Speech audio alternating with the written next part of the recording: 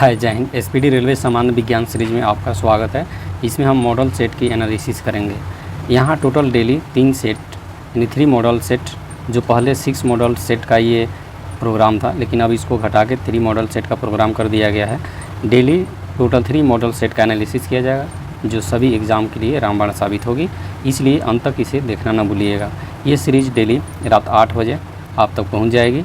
अगर आपको पीडीएफ चाहिए तो नीचे डिस्क्रिप्शन में टेलीग्राम लिंक ज्वाइन कर फ्री में पीडीएफ डाउनलोड कर सकते हैं। ये देखने के लिए रेलवे सामान्य विज्ञान है, लेकिन इसमें जो भी इसमें क्वेश्चन है यानी मॉडल सेट में जो भी क्वेश्चन प्रोवाइड किए गए हैं, ये सभी एग्ज़ाम के लिए, वो चाहे पीसीएस एग्ज़ाम हो या अदर कोई भी एग्ज़ाम हो जहाँ साइंस पूछा जाता है यानी विज्ञान का क्वेश्चन आता है, वहाँ सभी के लिए ये लाभदायक होगा। तो चलिए शुरू करते हैं आज की वीडियो एनालिसिस के साथ। चलिए इसके पहले हम 39 मॉडल सेट देख लेते हैं। आज देख लेते हैं 40 यानी 40 नंबर। 40 का पहला है हीलियम के नाभिक में होते हैं। तो ये देखिए, हीलियम के नाभिक में 2 प्रोटीन और 2 न्यूट्रॉन होते हैं। हीलियम के नाभिक में कौन कौन होते हैं? 2 प्रोटॉन और 2 न्यूट्रॉन। अगर हीलियम का है, ये जैसे हीलियम हो गया, इसके नाभिक में 2 प्रोटॉन होगा और 2 न्यूट्रॉन होगा। आगे है सबसे भारी प्राकृतिक तत्व है। देखिए ये प्राकृतिक तत्व है, प्राकृतिक रूप से यानी नेचुरल तरीके से, नेचुरल एलिमेंट में कोई भी मिलावट नहीं होता है, शुद्ध होता है। ये यूरेनियम है। सबसे भारी प्राकृतिक तत्व कौन है? यूरेनियम। ये सबसे भारी प्राकृतिक तत्व है यूरेनियम। आगे है स्टील की कठोरता प्रदान करने के लिए बढ़ाई जाती है क्रोमियम की मात्रा। जो स्टील है, जैसे स्टील हो गया, इसकी जो कठोरता के लिए किसका प्रयोग किया जाता है? क्रोमियम का। क्रोमियम, ठीक है। स्टील की कठोरता बढ़ाने के लिए किसका प्रयोग किया जाता है? क्रोमियम का। क्रोमियम की मात्रा बढ़ा दी जाती है तो स्टील क्या हो जाता है? कठोर हो जाता है। आगे भारी मशीनों में स्नेहक के रूप में प्रयुक्त होता है ग्रेफाइट। ये स्नेहक का है जो ठंडा करता है, उसके रूप में होता है ग्रेफाइट और भारी जल। ये भारी मशीनों में जनरली होता है ग्रेफाइट का यूज होता है, लेकिन वहीं यूरेनियम नाभिकीय प्लांट में वगैरह में स्नेहक के रूप में ग्रेफाइट और भारी जल का यूज किया जाता है। इसमें भारी मशीन के स्नेहक के रूप में तो ग्रेफाइट। आगे है हाइड्रोजनों में सर्वाधिक अभिक्रियाशील होता है फ्लोरीन। ये फ्लोरीन है, ठीक है। ये हाइड्रोजनों में सर्वाधिक अभिक्रियाशील है फ्लोरीन। सबसे ज़्यादा क्रियाशील कौन है हाइड्रोजन सीरीज में? फ्लोरीन। आगे है पृथ्वी के चारों ओर गैसों का समूह कहलाता है वायुमंडल। देखिए वायुमंडल यानी मंडल यानी पृथ्वी के चारों ओर जो गैसों का समूह है, गैस का समूह क्या कहलाता है? वायुमंडल। आगे है अम्ल वर्षा का मुख्य घटक क्या है? SO2, sulphur dioxide. ये सल्फर डाइऑक्साइड अम्ल वर्षा का मुख्य स्रोत है। कौन? सल्फर डाइऑक्साइड अम्ल वर्षा का मुख्य स्रोत है, सल्फर डाइऑक्साइड। आगे देखते हैं, ये तो अम्ल वर्षा का हो गया। इसके आगे है शक्कर का जो किण्वन होता है, क्या बनता है? शक्कर के किण्वन से क्या बनता है? यानी जो शुगर का फर्मेंटेशन होता है, इससे क्या बनता है? Ethyl alcohol. इथाइल अल्कोहल को हम शराब की श्रेणी में भी रखते हैं, नहीं, इस शराब को इथाइल अल्कोहल कहते हैं। जो शक्कर के जो फर्मेंटेशन है वो क्या होता है, क्या बनता है? Ethyl alcohol. ये अल्कोहलिक जो भी है, जिसमें अल्कोहल की मात्रा ज़्यादा होता है, शराब की श्रेणी में आता है। और शक्कर, यहाँ पे शक्कर है, शुगर का जब फर्मेंटेशन होगा तो इथाइल अल्कोहल बनेगा। जैसे फ्रूट वगैरह है, फ्रूट में क्या होता है? सबसे ज़्यादा इसमें फ्रुक्टोज पाया जाता है, यानी मीठा होता है। फ्रुक्टोज मीठा होता है, मीठा शर्करा। तो इसे फल से भी हम क्या करते हैं? इथाइल अल्कोहल बना सकते हैं, यानी शराब बना सकते हैं। तो ये यहाँ पे शक्कर का जो फर्मेंटेशन होता है यानी किण्वन होता है, इससे क्या बनता है? Ethyl alcohol. क्या बनता है? शक्कर का किण्वन से इथाइल अल्कोहल। आगे है जीव विकास, यानी जिसको इवोल्यूशन कहते हैं। सबसे पहले किसने समझाया था? तो लेमार्क ने। जो जीव विज्ञान का इवोल्यूशन यानी जीव विकास को सबसे पहले समझाया था लेमार्क ने। आगे जीव विकास में डार्विन सिद्धांत भी है। सबसे ज़्यादा महत्वपूर्ण डार्विन सिद्धांत है, ये लेमार्क ने भी समझाया था। आगे है रेडियोधर्मी तत्व से किरणें निकलती है 3 प्रकार की। ये इसके पहले मॉडल सेट में बता दिया था, अल्फा बीटा गामा। आगे है हल्दी के पौधे का खाने लायक हिस्सा होता है प्रकंद। हल्दी का जो हिस्सा होता है उसको प्रकंद बोलते हैं। हल्दी का जो भाग खाते हैं ना, उसको प्रकंद बोलते हैं। यहाँ पे ये डायरेक्ट याद रखना है, प्रकंद। हल्दी के जो पौधे का खाने लायक जो हिस्सा होता है वो क्या कहलाता है? प्रकंद। आगे है रक्त में लाल रंग किसके कारण होता है, तो हीमोग्लोबिन के कारण। रक्त में लाल रंग यानी रक्त में जो लाल रंग होता है किसके कारण होता है, हीमोग्लोबिन के कारण।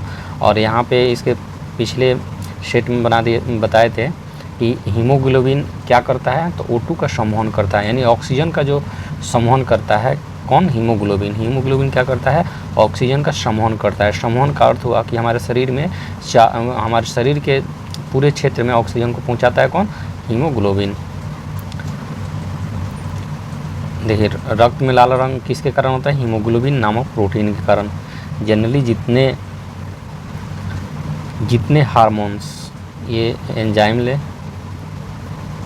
या हार्मोन्स, ये सब क्या है, प्रोटीन होते हैं। ठीक है, ये सब प्रोटीन होते हैं। क्या होते हैं, ये सब प्रोटीन होते हैं। इसीलिए यहाँ पे हीमोग्लोबिन नामक प्रोटीन के कारण रक्त का लाल रंग बताया है। ठीक, ये आगे है बल की परिभाषा न्यूटन के किस गति के नियम से प्राप्त होती है। तो बल की जो परिभाषा है न्यूटन के प्रथम नियम से प्राप्त होती है। किसकी, F बराबर ma। ठीक है, ये किससे मिलती है, बल की परिभाषा का न्यूटन के किस गति के नियम से, तो प्रथम नियम की गति से। सर ये फार्मूला हो गया, लेकिन जो ये परिभाषा जो होगा न्यूटन के प्रथम गति के नियम से होगा। ये फार्मूला सेकंड, और रिएक्शन और एक्शन इक्वल टू रिएक्शन ये थर्ड हो गया। सेकंड से फार्मूला मिलता है, और बल की जो परिभाषा है प्रथम नियम से। आगे है कितने ताप पर जल का घनत्व अधिकतम होता है। तो देखिए 4 डिग्री सेल्सियस पे ताप पर जल का जो घनत्व होता है अधिकतम होता है। कितने डिग्री सेल्सियस पे, 4 डिग्री सेल्सियस पे। कितने डिग्री, 4 डिग्री सेल्सियस पे ये ताप पर जल का घनत्व सबसे ज़्यादा होता है। देखिए आगे है प्रतिध्वनि सुनने के लिए श्रोता और परावर्तक सतह के बीच न्यूनतम दूरी कितनी होनी चाहिए। इसके पहले मॉडल सेट में बता दिया गया था कितना होना चाहिए, 17 मीटर का लगभग होना चाहिए। आगे है लाल, हरा और नीला रंगों को मिलाने पर कौन सा रंग प्राप्त होता है, सफ़ेद। ये मूल रंग भी है RBG। ठीक है, देखिए RBG रेड, ब्लू, ग्रीन, ये क्या है, प्राथमिक रंग भी है। और जब इस तीनों को मिला देंगे तो क्या बनता है, वाइट यानी सफ़ेद। तो इसे ध्यान में रखेंगे, प्राथमिक रंग पूछेगा तो RBG यानी रेड, ब्लू, ग्रीन, और इससे जो मिश्रण से बनेगा वाइट यानी सफ़ेद। आगे है प्रकाश के किस घटना के कारण रेगिस्तान में मरीचिका दिखाई देता है। तो पूर्ण आंतरिक परावर्तन के कारण क्या होता है, प्रकाश के पूर्ण आंतरिक परावर्तन के कारण रेगिस्तान में मरीचिका दिखाई देता है। आगे ठंडक उत्पन्न करने के लिए रेफ्रिजरेटर में कौन सा द्रव्य उपयोग किया जाता है, तो फ्रीऑन। फ्रीऑन क्या करता है, रेफ्रिजरेटर में ठंडक उत्पन्न करता है। फ्रीऑन क्या करता है, ठंडक उत्पन्न करता है। फ्रीऑन रेफ्रिजरेटर में ठंडक उत्पन्न करता है। मॉडल सेट 41 देख लेते हैं, यानी 41 नंबर। पहला है उबलते जल की अपेक्षा भाप से जलने में क्यों अधिक कष्ट होता है। क्योंकि जल की जो अपेक्षा भाप की गुप्त ऊष्मा जो है सबसे ज़्यादा होती है। जल की अपेक्षा जो भाप की जो गुप्त ऊष्मा है, लैटेंट हीट है, वो क्या होती है, ज़्यादा होती है। इसलिए उबलते जल की अपेक्षा भाप से जलने पर अधिक कष्ट होता है। आगे है रॉकेट का आकाश में उड़ान भरना किस सिद्धांत पे है, तरकीब संवेग के। रॉकेट का आकाश में उड़ान भरना किस सिद्धांत पर काम करता है, रेखीय संवेग के। आगे एक चंद्र दिवस पृथ्वी के लगभग कितने दिनों के बराबर होता है। तो ये चंद्र दिवस 28 दिन के बराबर होता है। यहाँ पे डायरेक्ट क्वेश्चन है, ये याद रखेंगे। 28 दिन एक चंद्र दिवस बराबर होता है 28 दिन। आगे है परम शून्य ताप पर मान बताए। परम शून्य ताप होता है -273 डिग्री सेल्सियस। ये भी डायरेक्ट है, इसको भी याद रखना है। -273 डिग्री को परम शून्य ताप कहते हैं। परम शून्य ताप कहते हैं -273 डिग्री सेल्सियस। एक चंद्र दिवस 28 दिन का होता है। आगे है, अब ये समझने वाले हैं, जब लिफ्ट की डोरी टूट जाती है तो वह मुक्त पिंड की भांति नीचे गिरती है। इस स्थिति में लिफ्ट में स्थित वस्तु के भार पर क्या प्रभाव पड़ेगा, क्या होगा, शून्य हो जाएगा। क्योंकि जो लिफ्ट जब टूटेगा तो फ्रीली अवस्था में नीचे आएगा, क्योंकि आपका जो वज़न है लिफ्ट पर कोई प्रभाव नहीं डालेगा। और वहीं जब लिफ्ट ऊपर से जब टूटेगा तो फ्री मुक्त पिंड की भांति नीचे गिरता है। ठीक है, जिसके कारण आपका जो वज़न होता है, प्रभाव होता है, शून्य हो जाता है। वस्तु का जो भी भार होता है क्या होता है, शून्य हो जाता है। उसी तरह आगे है, पृथ्वी अपनी वर्तमान कोणीय चाल से कितनी गुनी अधिक चाल से घूमने लगे ताकि भूमध्य रेखा पर रखी वस्तु का भार शून्य हो जाए। ये देखिए 17 गुना तेज जब पृथ्वी अपने गति बढ़ा देगी, कितनी 17 गुना, कितनी गुना बढ़ा देगी 17 गुना, तो जो भी इस पृथ्वी पर है सबका क्या हो जाएगा, भार शून्य हो जाएगा। यहाँ पे डायरेक्ट पूछा है कि पृथ्वी अपनी वर्तमान कोणीय चाल से कितनी गुना अधिक चाल से घूमने लगे ताकि भूमध्य रेखा पर रखी वस्तु का भार क्या हो जाए, शून्य। तो कितनी गुना, 17 गुना। देखिए आगे है, खाना पकाने में प्रयुक्त होने वाले हीटर का तार किससे बना होता है, नाइक्रोम। जनरली सबको पता होगा, जो खाना बनाने वाले प्रयुक्त होने वाले हीटर जो होता है वो नाइक्रोम का बना होता है। हीटर का जो तार, हीटर का जो तार बना होता है नाइक्रोम का। आगे प्रकाश वर्ष दूरी का मात्रक होता है। एक प्रकाश वर्ष का मान कितना होता है, तो एक प्रकाश वर्ष का मान होता है 9.46 इंटू 10⁻15 मीटर, यानी 9.46 गुने 10⁻15 मीटर, कितना 9.46 इंटू 10⁻15 मीटर। अब देखिए इसमें कुछ बातें देख लेते हैं। देखिए ये तो हो गया लाइट ईयर, 1 लाइट ईयर बराबर इतना होता है। अब दूरी का कुछ और भी मात्रक है, जैसे पारसेक, एस्ट्रोनॉमिकल यूनिट, ठीक है। पारसेक और एस्ट्रोनॉमिकल यूनिट। पारसेक का मान देख लेते हैं। पारसेक का मान होता है 3.08 10⁻16 मीटर। ये हो गया पारसेक। पारसेक का मान, पारसेक भी दूरी का इकाई है। पारसेक भी क्या है, दूरी का इकाई है। इसकी मान कितना होता है, 3.08 गुने 10⁻16, कितना 10⁻16 मीटर, यानी 3.08 इंटू 10⁻16 मीटर। और 1 लाइट ईयर इक्वल टू होता है 9.46 इंटू 10⁻15 मीटर। और एक होता है एस्ट्रोनॉमिकल यूनिट, यानी AU। एस्ट्रोनॉमिकल यूनिट भी दूरी का मात्रक है। इसका मान होता है 1.495 इंटू 10⁻11 मीटर। कितना होता है, ये एस्ट्रोनॉमिकल यूनिट भी दूरी का मात्रक है, पारसेक भी दूरी का मात्रक है, 1 लाइट ईयर भी दूरी का मात्रक है। 1 एस्ट्रोनॉमिकल यूनिट होता है 1.495 इंटू 10⁻11, यानी 1.495 गुने 10⁻11 मीटर। ये हो गया astronomical unit. 1 light year 9.46 into 10⁻15 metre.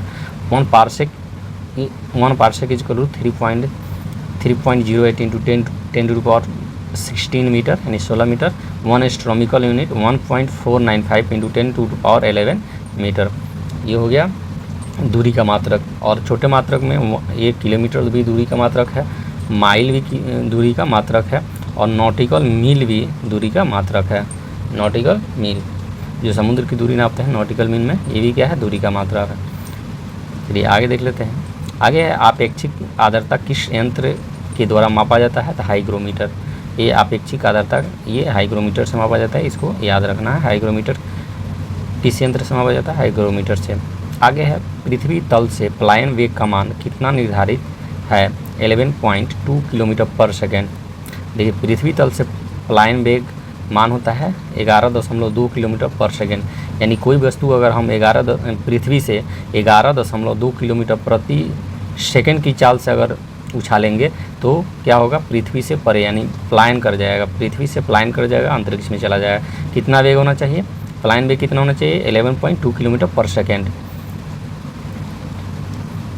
आगे है फ़ारेनहाइट पैमाना में हिमांक बिंदु एवं भाप बिंदु कितनी होती है, तो हिमांक बिंदु 32 डिग्री फ़ारेनहाइट और ये जो भाप बिंदु होता है 212 डिग्री फ़ारेनहाइट। फ़ारेनहाइट के पैमाने पर ये तो वहाँ से फॉर्मूला से भी याद निकाल सकते हैं, लेकिन यहाँ पे याद रखेंगे फ्रीजिंग पॉइंट फ़ारेनहाइट पे होता है 32 डिग्री फ़ारेनहाइट पे, और भाप बिंदु बॉइलिंग पॉइंट 212 डिग्री फ़ारेनहाइट। आगे है दूध की शुद्धता किस यंत्र के द्वारा मापते हैं, तो लैक्टोमीटर।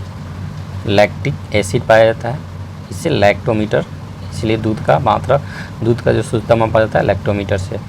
आगे किस वैज्ञानिक कारण से डिटर्जेंट में कपड़े अच्छी तरह धुल जाता है, ये पृष्ठ तनाव, सरफेस टेंशन। किसके कारण, पृष्ठ तनाव के कारण डिटर्जेंट में कपड़े अच्छी तरह से धुल जाते हैं। आगे है कितने हर्ट्ज तक अनुभूति मानव अपने कानों द्वारा अनुभव कर सकता है, तो 20 से 20,000 हर्ट्ज तक। कितना 20,000 से 20,000 हर्ट्ज तक ये मानव हर्ट्ज तक अनुभूति मानव अपने कानों तक अनुभव कर सकता है। कितना से 20 से 20,000 हर्ट्ज तक। 20,000 से ऊपर प्राश्रव्य तरंग हो जाती है, जो कुत्ता वगैरह या जानवर वगैरह अनुभव कर पाते हैं, और 20 से 20,000 तक मनुष्य, और अपश्रव्य होगा 20,000 से कम। तो ये हम सुन सकते हैं 20,000 से 20 हर्ट्ज से 20,000 हर्ट्ज तक। लेकिन 20,000 से ऊपर कहेगा ये प्राश्रव्य तरंगे हो जाएगा। क्या हो जाएगा? प्राश्रव्य तरंगे। और 20,000 से जब कम होगा, 20,000 से ऊपर हो गया, और 20,000 से जब कम होगा, कितना से 20,000 से कम होगा, तो ये होगा अपश्रव्य तरंगे। सॉरी 20,000 हर्ट्ज नहीं, ये 20 हर्ट्ज से कितना 20 हर्ट्ज से जब लो आएगा तो ये 20,000 से कम, 20,000 से कम होगा तो ये होगा अपश्रव्य।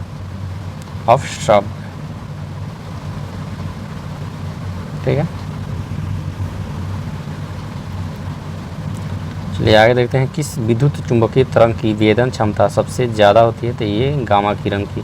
गामा किरण की जो वेदन क्षमता होती है सबसे ज़्यादा होती है। चलिए मॉडल सेट 42 यानी 42 नंबर देख लेते हैं। मॉडल सेट, ये किस कारण से वायुयान में बैठे यात्री फाउंटेन पेन से स्याही रिस जाता है? वायुमंडलीय दाब में कमी के कारण से फाउंटेन पेन से स्याही रिस जाती है। जब कोई व्यक्ति,